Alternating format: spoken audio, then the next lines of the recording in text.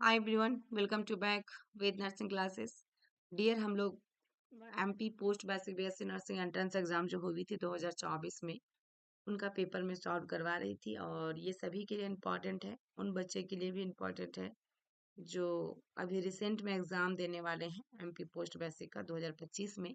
और साथ में डियर उनके लिए भी है जिनके यहाँ कंप्यूटर और इंग्लिश से क्वेश्चन पूछे जाएंगे साइको और सोशियो से, चाहे वो यूपी के बच्चे हों या फिर आपका राजस्थान का हो, पंजाब का हो, सभी के लिए इम्पोर्टेंट है डियर। ठीक है, यहाँ का क्वेश्चन देखोगे डियर तो आपको ये समझ में आएगा कि क्वेश्चन भी इस तरह से पूछा जा सकता है पोस्ट बीएससी में, इसीलिए बच्चे सिलेक्शन नहीं ले पाते लास्ट में और बोलते हैं मैं तो कर लूंगा कर लूंगी। अब दूसरे जो चैनल में डियर देखिए जो स्पेशली क्लास देंगे आपको पोस्ट बीएससी का, उनसे और एक आप जो सभी चीज प्रोवाइड किए जा रहे हैं उनसे, दोनों में बहुत फर्क होता है डियर। इसलिए आपको ज्यादा से ज्यादा ये कोशिश करनी चाहिए कि जिस जगह में क्लासेस दी जा रही, चाहे एमएससी का हो या पोस्ट बीएससी का हो, तो वहीं पे मैं ज्वाइन करूँ, है ना। और डियर ऑनलाइन क्लासेस तो चल रहा है और अभी डियर खुशखबरी की बात ये है कि काउंसलिंग हो रही थी। काउंसलिंग में हमारे यहाँ 15 बच्चे ज्वाइन किए थे, मतलब कि टेस्ट तैयारी करने के लिए डियर, एग्जाम के लिए, जिसमें से अभी 15 में डियर 4 का रिस्पॉन्स आया है कि गवर्नमेंट में हो गई है। 4 बच्चों का सोचिए, इतने कम रेशियो में 4 में, क्वालिफाई तो सारे के सारे थे डियर, सबको प्राइवेट में मिलेगा, जितने भी हैं प्राइवेट सबको मिल जाएंगे कॉलेज। और बहुत बच्चे का इस बार नॉट क्वालिफाई भी आए हैं जो मेरे पास ज्वाइन नहीं किए थे, तो उनका एडमिशन तो नहीं हो पाएगा डियर, चाहे प्राइवेट हो या गवर्नमेंट हो। और यदि क्वालिफाई में रहते हैं तो फी आपको वही लगेगा डियर। नॉट क्वालिफाई में ये होता है ना कि एक्स्ट्रा चार्ज लग जाता है, जैसे मान के चलो 2-2.5 लाख फीस है आपके यहाँ, वही फीस में आपको करवा दिए जाएंगे, स्कॉलरशिप भी मिलना होगा तो मिल जाएंगे, लेकिन आपको इसमें नहीं मिलेगा डियर, नॉट क्वालिफाई वाला में। इसमें फी भी पूरा लिया जाएगा दबा के और आपको बार बार ये भी होगा, मन में आएगा कि मैं नॉट क्वालिफाई थी, पता नहीं मेरे साथ। तो इसलिए डियर आप लोग तैयारी करना चाहते हैं तो अभी ही लग जाइए। एक कंसिस्टेंसी मेंटेन करना पड़ता है डियर अपनी लाइफ में। यदि हम कहीं पे पढ़ रहे हैं, किसी के गाइडेंस में है, टेस्ट सीरीज हो रहा है, डांट मिल रही है, तो डेफिनेटली हम पढ़ते हैं डियर, चाहे आप हो या मैं हूँ, है ना। सब एक दूसरे के वही रास्ते से गुजरते हैं, चाहे जो भी है। आज के डेट में सबको आप देख रहे हैं, कोई एम्स में है, कोई एसआईसी में है, कोई एसएसबी में, कोई एमपी ग्रुप 5 में है, तो वो भी आपके जैसा ही लाइफ से गुजरे हैं डियर, आपने जैसा ही मेहनत की है तब आप वो आगे बढ़े हैं और उनका सिलेक्शन हुआ है, तो डेफिनेटली आप भी आइए। आज मैं वो भी डाल दूंगी काउंसलिंग वाला जो भी आया है, फर्स्ट राउंड काउंसलिंग। मुझे नहीं लगता कि सेकेंड राउंड काउंसलिंग होगी भी उसमें आप, क्योंकि उसमें सारा हमको लगता है लगभग लगभग बच्चे का उसमें नाम दे दिया गया है। ठीक है, तो आइए हम स्टार्ट करते हैं डियर। इस वीडियो को ज्यादा से ज्यादा शेयर करेंगे आप लोग, और अच्छा लगा वीडियो तो कमेंट करके जरूर बताइएगा डियर। देखिएगा इसमें क्वेश्चन में कि विच of the following best describe the primary focus of mental health nursing psycho social intervention. निम्नलिखित में से कौन सा मानसिक स्वास्थ्य नर्सिंग मनोसामाजिक हस्तक्षेप के प्राथमिक फोकस का सबसे अच्छा वर्णन करता है? क्या है? नर्सिंग मनोसामाजिक, है ना। यहाँ पे देखिएगा डियर साइकोलॉजी टाइप में क्वेश्चन है आपका, साइकोलॉजिकल इंटरवेंशन, जिसमें से राइट आंसर दिया to combine psychological and social aspect for holistic recovery. Okay, next question देखिएगा, which of the following is true about bronchioles in the human respiratory system. मानव श्वसन तंत्र में ब्रोंक्यूल्स के बारे में निम्नलिखित में से कौन सा कथन सत्य है? ब्रोंक्यूल्स के बारे में, तो डियर यहाँ पे लिया bronchioles terminate in alveolar sac where gas exchange occurs, यानी कि ब्रोंक्यूल्स एल्वियोलर थैलियों में समाप्त होते हैं जहां गैस का आदान प्रदान होता है। नेक्स्ट क्वेश्चन देखिएगा, what effect does the output withdraw from long term आपका बारबिट्यूट यूज हैव ऑन ड्रीमिंग। दीर्घकालिक बारबिट्यूरेट उपयोग से अचानक वापसी का सपना देखने पर क्या प्रभाव पड़ता है? तो dreaming becomes vivid and excessive during withdrawal, यानी कि वापसी के दौरान सपने अधिक स्पष्ट और अत्यधिक हो जाते हैं। सपने जो होता है अत्यधिक अधिक स्पष्ट और अत्यधिक हो जाते हैं। नेक्स्ट क्वेश्चन देखिएगा dear, what is one of the primary aim of psychosocial therapies. मनोसामाजिक उपचारों का एक प्राथमिक उद्देश्य क्या है? इसमें डियर क्या होगा? टू डिक्रीज द पर्सन्स आपका वेनरेबिलिटी टू वेरियस स्ट्रेसेस, व्यक्ति की विभिन्न तनावों के प्रति संवेदनशीलता को कम करना। क्या डियर? व्यक्ति की विभिन्न तनावों के प्रति संवेदनशीलता को कम करना। नेक्स्ट क्वेश्चन देखिएगा dear, which of the following rights in specially aim at protecting the dignity and autonomy of mentally ill clients. देखिए साइकियाट्रिक का क्वेश्चन है डियर, निम्नलिखित में से किस अधिकार का उद्देश्य विशेष रूप से मानसिक रूप से बीमार रोगी की गरिमा और स्वच्छता की रक्षा करना है? तो dear right to obtain information about their treatment option, उनके उपचार विकल्पों के बारे में जानकारी प्राप्त करने का अधिकार, ऑप्शन फर्स्ट होगा राइट। नेक्स्ट क्वेश्चन देखिएगा dear, which of the following object is not a part of the ICDS? ICDS है dear, program aim at child development, not a part of, exceptional वाली क्वेश्चन है dear. देखिएगा question को बहुत बारीकी से आपको पढ़ना होगा, एमपी वाला, ठीक है। निम्नलिखित में से कौन सा उद्देश्य बाल विकास के उद्देश्य से आईसीडीएस कार्यक्रम का हिस्सा नहीं है? तो देखिएगा dear, promote the psychological and social growth of children under 6, ये तो सही है। Enhance mother and ability to meet child's nutritional need for efficiently, ये भी सही है dear. Then reduce the rate of malnutrition, improve health condition, ये भी सही है, क्योंकि इनके पास तीन चीजें होती हैं जो तीन को बेनिफिशियरी देते हैं। ये एडोलसेंस एज ग्रुप में भी देते हैं, लेकिन बट 0 से 6 ईयर्स बच्चे में, प्रेग्नेंट मदर्स और लैक्टेटिंग मदर। ओके, तो यहाँ पे डियर राइट आंसर क्या होगा? स्टैब्लिशमेंट आपका a ah establish standardized health policy across all departments, ये गलत है डियर। सभी विभागों में एक मानकीकृत स्वास्थ्य नीति स्थापित करना, ये अपना करेंगे ना डियर आईसीडीएस में। Next question. Which statement best summarize the societal attitude towards mentally ill patient during the periods of persecutions and segregations? कौन सा कथन उत्पीड़न और अलगाव की अवधि के दौरान मानसिक रूप से बीमार रोगियों के प्रति सामाजिक दृष्टिकोण को सबसे अच्छे से सारांशित करता है? सबसे अच्छे से सारांशित करता है, तो राइट आंसर डियर इसमें ऑप्शन सेकेंड होगा। सोसाइटी बिलीव इन सुपर, देखिएगा super superstitions leading to the mistreatment and isolations of the mentally ill। समाज अंधविश्वासों में विश्वास करता था, जिसके कारण मानसिक रूप से बीमार लोगों के साथ दुर्व्यवहार और अलगाव होता था। क्योंकि डियर पहले क्या अंधविश्वासों में विश्वास करते थे लोग सोसाइटी में, अभी भी करते हैं डियर। यदि स्नेक बैट हुआ तो जलाने चल जाना, फुकाने, ये सब चीज अभी भी है। इसलिए यहाँ पे राइट आंसर क्या हुआ? Option second. नेक्स्ट क्वेश्चन देखिएगा dear, what principle underlies the concept of co production in mental health nursing psycho social intervention?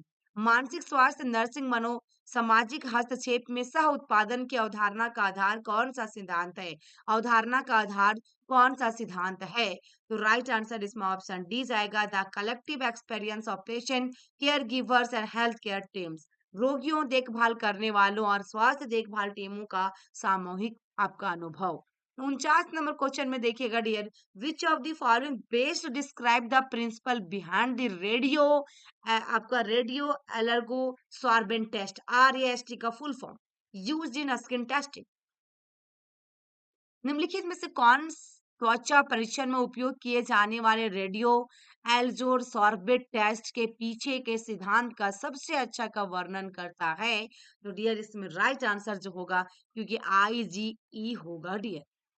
कहीं पे आप आईजी टेस्ट देख रहे हो, इसीलिए मैं बार बार कह रही हूँ, कभी आप शॉर्ट में पढ़ भी रहे हो ना, यदि आपको अच्छे से आता होगा तो डेफिनेटली करेक्ट करके आइएगा डियर। क्योंकि हमारा एलर्जी टेस्ट की बात करें तो हम तुरंत उसमें क्या करते हैं डियर, स्किन टेस्ट की बात करें तो आईजी टेस्ट करवाते हैं। Measuring allergen specific IG through immune complex absorption on या सॉलिड सरफेस, ठोस सतह पर प्रतिरक्षा जटिल अवशोषण के माध्यम से एलर्जन विशिष्ट आईजी को मापना। नेक्स्ट क्वेश्चन देखिएगा डियर 50 नंबर में, विच of the following best describes the therapeutic relationship in psychotherapy? निम्नलिखित में से कौन सा मनोचिकित्सा में चिकित्सीय संबंध का सबसे अच्छा वर्णन करता है? तो इसमें डियर राइट आंसर होगा, an interactions aim and exploring and changing the patient's behaviour positively, रोगी के व्यवहार को सकारात्मक रूप से तलाशने और बदलने के उद्देश्य से एक बातचीत। नेक्स्ट क्वेश्चन, नेक्स्ट क्वेश्चन देखिएगा 51, what does the term social preventive paediatric refer to in context of children's health? बच्चों के स्वास्थ्य के संदर्भ में सामाजिक निवारक बाल चिकित्सा शब्द का क्या अर्थ है? तो बच्चों के विकास के लिए पोषण और शारीरिक गतिविधि पर जोर देना, बच्चों के लिए केवल आपातकालीन स्थितियों में चिकित्सा देखभाल प्रदान करना, या बिना रोकथाम के केवल बच्चों में बीमारियों के इलाज पर ध्यान केंद्रित करना, या बच्चों की स्वास्थ्य समस्याओं को समझने के लिए सामाजिक चिकित्सा सिद्धांतों को लागू करना। तो राइट आंसर ऑप्शन डी है डियर। नेक्स्ट क्वेश्चन देखिएगा, which of the following best describe the interactions between hydrostatic pressure and oncotic pressure at the arterial end of a capillary. निम्नलिखित में से कौन सा कोशिका के धमनी छोर पर हाइड्रोस्टैटिक दबाव और अनकोटिक दबाव के बीच बातचीत का सबसे अच्छा वर्णन करता है? तो हाइड्रोस्टैटिक दबाव तरल पदार्थ और विलय के कोशिकाओं में खींचता है, या अनकोटिक दबाव तरल पदार्थ को इंटरस्टेशियल डिब्बे में धकेलता है, या हाइड्रोस्टैटिक दबाव तरल पदार्थों को धकेलता है और विलयन को इंटरस्टेशियल डिब्बे में बाहर निकालता है, या अनकोटिक दबाव तरल संतुलन बनाए रखने के लिए हाइड्रोस्टैटिक दबाव को बढ़ाता है। तो राइट आंसर ये ऑप्शन थर्ड होगा, hydrostatic pressure pushes fluids and solutes out into the interstitial compartment. Next question, dear 53. Which type of spina bifida is characterized by a sac of fluid bulging through? इस प्रकार के spina bifida में तरल पदार्थ की थैली उभरी हुई होती है। थैली उभरी हुई होती है। तो इसमें डियर राइट आंसर क्या होगा देखिएगा, मायोलो मैंगिलोसेले में रीढ़ की हड्डी में तरल पदार्थ का रिसाव होता है, या मैरिंगोसेले में द्रव की एक थैली उभरी हुई होती है, या स्पाइना बिफिडा ओकुल्टा में कोई दृश्यमान थैली नहीं होती है, या स्पाइना बिफिडा ओकुल्टा में छिपे हुए दोष शामिल हैं। इसमें डियर राइट आंसर जो होगा, meningoceles has a sac of fluid bulging, option second होगा करेक्ट। नेक्स्ट क्वेश्चन डियर 54 में देखिएगा, which of the following is a key uses of mini mental status examination? निम्नलिखित में से कौन सा मिनी मानसिक स्थिति का प्रमुख उपयोग है? तो डियर इसमें evaluate orientation, attention and short term memory, diagnose speech disorder and language development issues, या assess physical mobility strength and आपका एंडोरेंस स्किल्स, या measure emotional stability and social functioning level. तो राइट आंसर डियर इसमें option first होगा, अभिविन्यास, ध्यान और अकाल्पिक समृद्धि का मूल्यांकन करने के लिए। नेक्स्ट क्वेश्चन डियर देखिएगा, in assessing a patient's mental state which of the following observation relate most directly to emotional responsiveness? किसी मरीज की मानसिक स्थिति का आकलन करने में निम्नलिखित में से कौन सा अवलोकन सीधे भावनात्मक प्रतिक्रिया से संबंधित है? तो the patient writes effectively while being uncooperative in verbal communication. B में patient reacts emotionally when discussing sensitive, देखिएगा सेंसिटिव फैमिली मैटर्स। सी में the patient exhibits minimal effort in speaking and so in lips movement, और D में the patient demonstrate rigidity and flexibility during the examination. तो right answer dear इसमें option second गया, कि संवेदनशील पारिवारिक मामलों पर चर्चा करते समय रोगी भावनात्मक रूप से प्रतिक्रिया करता है। नेक्स्ट क्वेश्चन 56 में देखिएगा, which of the following statement correctly describe the causes and symptoms of genitourinary problem in the elderly men? निम्नलिखित में से कौन सा कथन बुजुर्ग पुरुषों में जनांग संबंधी समस्याओं के कारणों और लक्षणों का सही वर्णन करता है? तो डियर इसमें राइट आंसर क्या होगा, ऑप्शन से में small bladder muscles in men causes frequent urination issue, या prostate enlargement in men leads to difficulty in urination, या women often face urination problem due to muscle strength, या elderly men usually have a stronger prostate glands with age। तो right answer dear, पुरुषों में prostate बढ़ने से पेशाब में कठिनाई होती है। यदि प्रोस्टेट बढ़ रहा है तो क्या होता है, यूरिन में डिफिकल्टीज आती है डियर मेन में। Next question, which condition is associated with inflammation of the tongue often due to nutritional deficiency? कौन सी स्थिति जीभ की सूजन से संबंधित है जो अक्सर पोषण की कमी के कारण होती है? तो पैरोटाइटिस होगा, ग्लोसाइटिस होगा, हर्पिस होगा, स्टोमाटाइटिस होगा। तो राइट आंसर डियर इसमें क्या होगा, ऑप्शन देखिएगा ग्लोसाइटिस। यहाँ पे टंग से बात किया डियर, तो यहाँ पे एरोटाइटिस कैसे हो सकता है? टंग है ना, टीजी याद रख लीजिएगा डियर, जब भी होता है टंग में तो ग्लोसाइटिस होता है। क्या होता है, ग्लोसाइटिस होता है। नेक्स्ट क्वेश्चन देखिएगा 58, what aspect of patient history is important when considering there परमो परमोर्डिक पर्सनालिटी? किसी रोगी के पूर्ण रुग्ण व्यक्तित्व पर विचार करते समय उसके इतिहास का कौन सा पहलू महत्वपूर्ण है? कौन सा पहलू महत्वपूर्ण है? तो देखिए ऑप्शन से में क्या है डियर आपके पास, कि परिवार, दोस्तों और सहकर्मियों के साथ बातचीत शैली। बी में माता पिता, भाई बहन या करीबी रिश्तेदारों के साथ संबंध। सी में आपके पास है डियर देखिएगा, सी में दिया गया है कि मनोदशा और जीवन पर समान दृष्टिकोण में स्थिरता, और डी में है खाली समय और पसंदीदा गतिविधियों के प्रति दृष्टिकोण।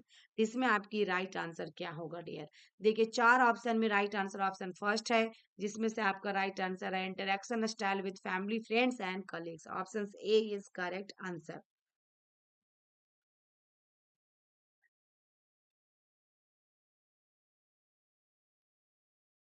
Next question, which of the following qualities is essential for a pediatric nurse when interacting with children during आपका केयर प्रोसीजर? ठीक है, इसमें आपकी राइट आंसर क्या होगा डियर? देखिए क्या है क्वेश्चन में। क्वेश्चन देखिएगा कि देखभाल प्रतिक्रियाओं के दौरान बच्चों के साथ बातचीत करते समय एक बाल चिकित्सा नर्स के लिए निम्नलिखित में से कौन सा गुण आवश्यक है? कौन सा गुण आवश्यक है? इसमें आपकी राइट आंसर क्या जाएगा? तो देखिएगा ऑप्शन फोर्थ जाएगा कि the nurse need to maintain gentle आपका demeanour and be attend to the child emotional status. Nurse को कोमल व्यवहार बनाए रखने और बच्चों की भावनात्मक स्थिति के अनुरूप होने की आवश्यकता होती है। तो राइट आंसर कौन सा गया डियर? ऑप्शन डी गया। और नेक्स्ट और लास्ट आज का क्वेश्चन डियर, उसके बाद हम लोग नेक्स्ट क्वेश्चन में मिलेंगे, जो आज 60 नंबर तक मैंने करवाया, फिर 80, फिर 100, क्योंकि डियर क्वेश्चन थोड़ा सा अलग टाइप में था और इसको अच्छे से बारीकी से आप लोग को समझने की आवश्यकता है डियर, ठीक है ना? क्योंकि आपको नेक्स्ट ईयर एग्जाम भी देना है, जो बच्चे अभी जीएनएम पास किए हैं या जो गवर्नमेंट में जॉब कर रहे हैं। Which of the following best describes a disease characterized by recurrent ulcerations and inflammation of the colon and rectum beginning in the rectum and spreading proximally? निम्नलिखित में से कौन सा रोग देखिएगा विभिन्न दांत और मलाशय में बार बार होने वाले अल्सर और सूजन की विशेषता वाला सबसे अच्छा वर्णन करता है, जो मलाशय से शुरू होकर संयुक्त रूप में फैलता है? तो irritable bowel syndrome, ulcerative colitis या फिर डाइवर्टिकुलाइटिस या कौन सी डिजीज? तो राइट आंसर डियर इसमें अल्सरेटिव कोलाइटिस है। नेक्स्ट हम 80 नंबर क्वेश्चन तक सॉल्व करेंगे डियर, और ये वीडियो आपके लिए हेल्पफुल है डियर, तो प्लीज आगे तक शेयर जरूर करें जो भी बच्चे